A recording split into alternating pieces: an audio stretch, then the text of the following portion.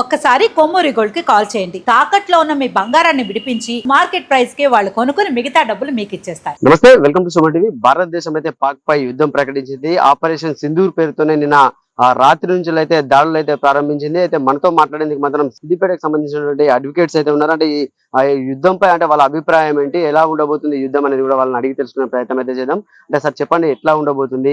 పాకిస్తాన్ పై అయితే భారత్ అయితే దాడి అయితే ప్రారంభించింది. ఈ రోజు ఆపరేషన్ సింధూర్ పేరిట మన యొక్క త్రివిధ దళాలు సంయుక్తంగా పాకిస్తాన్ పీచమనిచేందుకు అంకురార్పణ చేయడం జరిగింది. ఇది దిగ్విజయంగా చేసి మరొకసారి ఏ దేశం కూడా మన ప్రపంచంలో భారత్ వైపు కన్నెత్తి చూడకుండా మన త్రివిధ దళాలు సంపూర్తిగా పూర్తి చేస్తాయి. వారికి మనం సంపూర్ణంగా మద్దతు పలికి వారికి ఏమైనా అవసరాలు ఉంటే రక్తదానం కానీ ఇంకేదైనా చేసేందుకు కానీ మనం అందరం సిద్ధంగా ఉండాలి. ఇంకో విషయం ఏంటంటే, అంతర్గతంగా పాకిస్తాన్ ప్రేమికులను కూడా మనము వాళ్ళకు కూడా బుద్ధి చెప్పవలసి వస్తే చెప్పాలని సిద్ధంగా ఉన్నామని చెప్తున్నాం. అంటే మీరు చెప్పండి సార్, అంటే ఇప్పుడు చాలా మంది కూడా ఈ యుద్ధాన్ని కోరుకుంటున్నారు. అంటే చాలా మంది అమాయకులు కూడా ప్రాణాలు కోల్పోయారు ఉగ్రవాదులు చేయడం. దానిపై ఏం చెప్తారు మీరు? చూడండి, యుద్ధాలు చేయడం అంటే ఈ యొక్క ఉగ్రవాద మూకలను పెంచి పోషిస్తున్నటువంటి పాకిస్తాన్కు వ్యతిరేకంగా మనం ముందు వాళ్ళను ఈ ఉగ్రవాదులను ఏరివేసిన తర్వాత ఆర్థికంగా జల యుద్ధము, సైబర్ యుద్ధం అలాంటి అన్ని కార్యక్రమాలు చేద్దాం. మొట్టమొదటిగా ఇప్పుడు ఈ ఉగ్రవాదులను పోషిస్తున్నటువంటి దేశాలకు అందరికి కూడా బుద్ధి రావాలి. ఒకప్పుడు లెబనాన్, టర్కీ వీళ్ళు కూడా ముస్లిం టెర్రరిజాన్ని పెంచి పోషించారు. మరి వీళ్ళు కూడా ఇప్పుడు ఇక్కడ మనల్ని అంతర్గతంగా సివిల్ వార్ రావాలని చెప్పేసి పాకిస్తాన్ కోరుకున్నది. మరి ఖచ్చితంగా మన త్రివిధ దళాలు మనము భారతీయుల మందము ఏకమై వాళ్ళకి మద్దతు ఇచ్చి మళ్ళీ మన వైపు ఈ కాశ్మీర్ కానీ ఇంకే శత్రుద్వేషం కూడా ఈ యొక్క ముస్లిం టెర్రరిజాన్ని పోషించే వ్యక్తి కానీ ఇంకా ఏ టెర్రరిజానికైనా పోషించే వ్యక్తులకు గట్టి బుద్ధి చెప్పాలని, ఇది ఒక మొదటి విజయంగా పొంగిపోలేము. ఖచ్చితంగా మనం ఇచ్చే నైతిక మద్దతుతోని సైనికులు గట్టి చర్య తీసుకుంటే మనం అనుకున్నటువంటి టార్గెట్స్ మనం రీచ్ అవుతాం. అప్పుడే మనం దేశం సుభిక్షంగా ఉంటుంది, అంతర్గత శత్రువులకు కూడా బుద్ధి వస్తుంది, మనం పీస్ఫుల్ ఉంటాం. భవిష్యత్తులో మన ఆర్థిక దేశంగా మరి ఏదైతే 2047 టార్గెట్లో మరి అగ్రదేశంగా వెలగాలనుకుంటున్నామో వీళ్ళందరినీ అణిచివేస్తేనే మనకు భవిష్యత్తు ఉంటుందని చెప్పేసి ప్రతి భారతీయుడు కోరుకోవాలి. నేను కూడా అదే కోరుకుంటున్నాం. యుద్ధం ఖచ్చితంగా జరిగి తీరాలి, విజయాన్ని చేరం తీరాలని కోరుకుంటున్నాం. యుద్ధం వస్తే భారతదేశం అనేది ఆర్థికంగా నష్టపోతుందని చెప్పి కూడా చాలా మంది అంటున్నారు. దాన్ని ఏం చెప్తారు? మనము చాలా జాగ్రత్తగా అన్ని రంగాలలో సమృద్ధిగా మనము అన్ని విధాల ప్రిపేర్ అయిన తర్వాతనే ఒక 15 రోజులకు కాదు, ఇది కొన్ని నెలల నుంచి కసరత్తు చేస్తున్నారు. మనకు ఉన్నటువంటి ఆర్థిక అవసరాలు కావచ్చు, లేకపోతే ఆహారం కావచ్చు, నిల్వలు ఒక 5 సంవత్సరాలు మనకు లేకపోయినా కూడా 5 సంవత్సరాల దాకా కూడా మనం సహజంగా నేచురల్గా ఉండేటువంటి అవకాశం ఉంది. మన గౌరవ ప్రధాని నరేంద్ర మోడీ గారు మన యొక్క మంత్రివర్గము భవిష్యత్ అంతా ఆలోచన చేసి చాలా కులంకషంగా చర్చించి ఈ నిర్ణయం తీసుకున్నారు. ఎలాంటి ఆర్థిక ఇబ్బందులు రావు, మనం పూర్తిగా మనము స్వేచ్ఛగా బతకొచ్చు, ఈ యుద్ధం ఎంత సాగినా మనకి ఇబ్బంది లేదని చెప్పేసి కోరుకుంటున్నాం.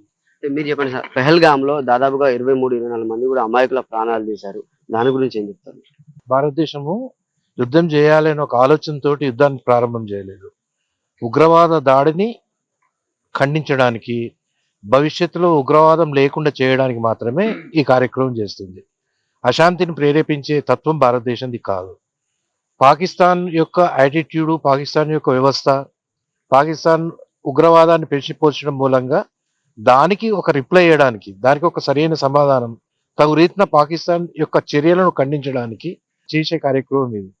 దీంట్లో మొత్తం ప్రపంచ దేశాలకు కూడా మనం ఏం చేస్తున్నాం, ఏంటి, ఏం సంగతి అని చెప్పేసి చెప్పడం జరిగింది. నిన్ననే యుఎన్ఓలో ఉగ్రవాద కార్యక్రమాలను పాకిస్తాన్ దాన్ని సపోర్ట్ చేసుకుందాం అని అనుకుంటే యుఎన్ఓ వాళ్ళను ఖండించి చేస్తున్న పని కాదు, సరైన విధానం కాదు అని చెప్పింది. ఇప్పుడు మనం యుద్ధము అనే పదం కాదు అది.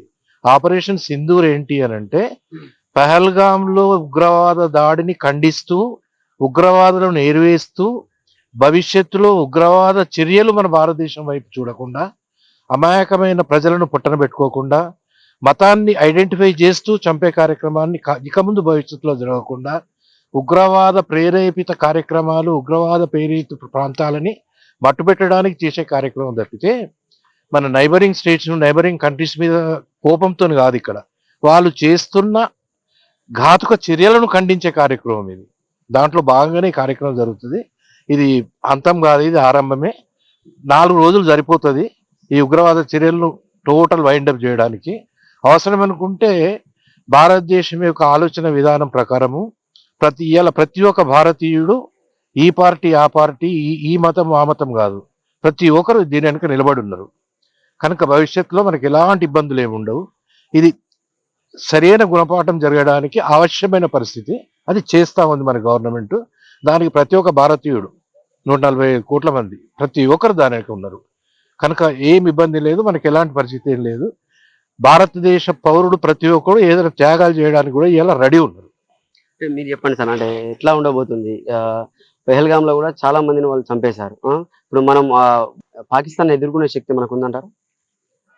ముందుగా ఆపరేషన్ సింధూర్ గురించి చెప్పాలనుకుంటే, జై హో భారత్, జై హో ఇండియన్ ఆర్మీ.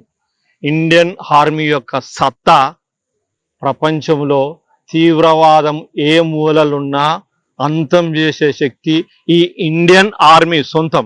ఇంకా చెప్పాలనుకుంటే భారతదేశం ఒక పుణ్యభూమి, ఒక సనాతన భూమి.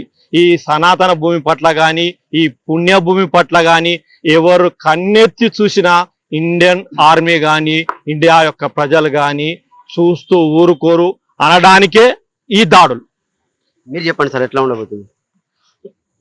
ఏదైతే టెర్రరిజాన్ని పాకిస్తాన్ పొంచి పోషిస్తుందో అట్లానే టెర్రరిజాన్ని మన భారత్ పైన ఇంకోసారి అటాక్ చేసి అమాయక ప్రజలను ప్రాణాలు తీయకుండా చేయడం ఇది ఒక యుద్ధం కాదు, ఇది ఒక ఆరంభం మాత్రమే.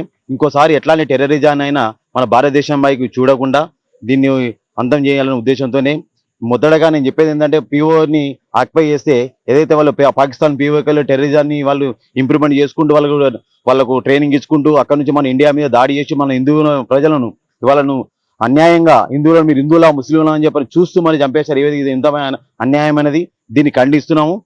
దాని తరపున మన గౌరవ మోడీ గారు మరియు శాసనసభలో మొత్తం అందరు కలిసి మంచి నిర్ణయం తీసుకున్నారు. ఎలాంటి యుద్ధమైనా ప్రకటించినా పర్లేదు, మొత్తం మీద ఇట్లాంటి టెర్రరిజం అనేది ఇంకోసారి భారతదేశం వైపు చూడకుండా దీన్ని గట్టిగా ప్రయత్నం చేసి ఇంకోసారి యుద్ధం వచ్చినా పర్లేదు, అందరం మేము దానికి సపోర్ట్ చేస్తున్నాము. అంటే ఈ యుద్ధం ద్వారా ఉగ్రవాదం అనేది అణచివేయబడుతుందంట? ఖచ్చితంగాను. ముఖ్యంగా మన దేశ ఆవిర్భావం అప్పుడే పాకిస్తాను కాశ్మీర్ ఆక్రమించుకొని ఆ తరుణంలో 1947లో మొదటి యుద్ధం జరిగింది, 65లో రెండో యుద్ధం జరిగింది. అదే రకంగా 71లో పాకిస్తాన్ని మనం 2 ముక్కలు చేసి బంగ్లాదేశ్ ఏర్పాటు చేసినాం. 1999లో కార్గిల్ వార్ జరిగింది. ఆ తర్వాత 2019లో పుల్వామా వార్ జరిగింది. ఎప్పుడు ఎక్కడా మనతో సరితూగలేదు, వాళ్ళు నెగ్గలేదు. ఇంకొకటి మీరు ఇంతకుముందు అడిగినట్టు ఇక్కడ ఆర్థిక పరిస్థితి అంటే మనకు వాళ్ళకు నక్కకు నాగలకు అనుకున్న తేడా ఉంది. 54 లక్షల ఆర్మీ ఉంది పారామిలిటరీ దళాలతో కలిపి, మొత్తం 14.5 లక్షల ఆర్మీ. కానీ పారామిలిటరీ దళాలు అంటే సిఆర్పిఎఫ్ లాంటివి ఉంటాయి. ఇవన్నీ కలిసి రిజర్వ్లో ఉన్న దళాలు చెప్పుకొని 54 లక్షలు ఉంటాయి. వాళ్ళకి సుమారుగా 12-13 లక్షలు ఉంటుంది. జనాభా పరంగా చూస్తే వాళ్ళు 25 కోట్లు ఉంటారు జనాభా పరంగా ఆ దేశంలో. మనము సుమారుగా 145 కోట్లు ఉంటాం. ఆర్థికంగా చూస్తే వాళ్ళ బడ్జెట్, రక్షణ బడ్జెట్ ఎంత అంటే $75 బిలియన్, మనది $800 బిలియన్. వాళ్ళకు మనకు 12 రేట్ల తేడా ఉంటుంది. ఆర్థిక విదేశీ మారక ద్రవ్య నిల్వలు చూసుకుంటే 66,000 కోట్లు, 66,000 మిలియన్ల డబ్బులు మన దగ్గర ఉంటే వాళ్ళ దగ్గర కేవలం 1,500 మిలియన్ డబ్బులు మాత్రమే ఉన్నాయి. అందులో 40వ భాగం మాత్రమే. ఆర్థికంగా చూసుకున్నా, ఆర్మీ పరంగా చూసుకున్నా, జనాభా పరంగా చూసుకున్నా, విస్తీర్ణ పరంగా చూసుకున్నా వాళ్ళు మనలో 10వ భాగం కూడా కాదు, అట్లీస్ట్ 15-16వ భాగాలు ఉంటారు. అలాంటి పిచ్చి కుక్కలు మనం రెచ్చిపోతుంటే ఎంతకాలం సహిస్తాం, ఎలా సహిస్తాం? ఇప్పుడు వాళ్ళకి మనం పూర్తిగా బుద్ధి చెప్పాల్సిందే. ఆ పాకిస్తాన్లోని ఐఎస్ఐ తీవ్రవాదులు, ఎస్పెషల్లీ ఇక్కడ రాయ్ ఎట్లా ఉంటుందో అక్కడ ఐఎస్ఐ అనేది ప్రభుత్వ అధ్యయనంలో ఒక వ్యవస్థ ఉంటుంది. ఆ వ్యవస్థ ద్వారా ఇక్కడ వాళ్ళు ఉగ్రవాదాన్ని పెంచి ప్రేరేపిస్తూ వేల కోట్లు తగలబెడుతూ ఆ రకంగా మనం మీకు అగెనెస్ట్ గా తీవ్రవాదులు పెంచి పోషిస్తున్నారు.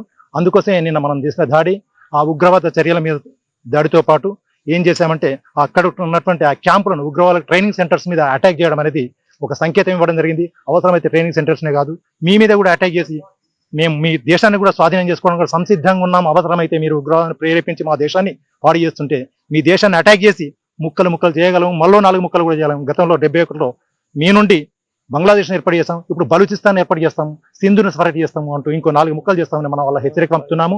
ఇది ఖచ్చితమైన తీవ్రమైన హెచ్చరికగా వాళ్ళు భావించాలి. లేదంటే ఆ పరిణామాలు వాళ్ళు ఎదుర్కోక తప్పదు.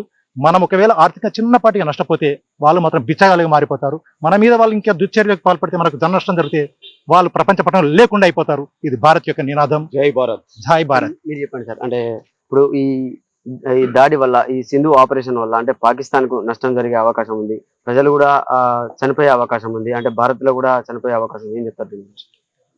టెర్రరిస్ట్ ఈ యుద్ధం జరుగుతుంది పాకిస్తాన్ పైన కాదు, పాకిస్తాన్ లో దాగి ఉన్న టెర్రరిస్టులపై. ఆల్రెడీ నిన్ననే మనం చూసినట్టయితే ఇండియన్ ఆర్మీ కూడా ఒక వీడియో రిలీజ్ చేసినారు.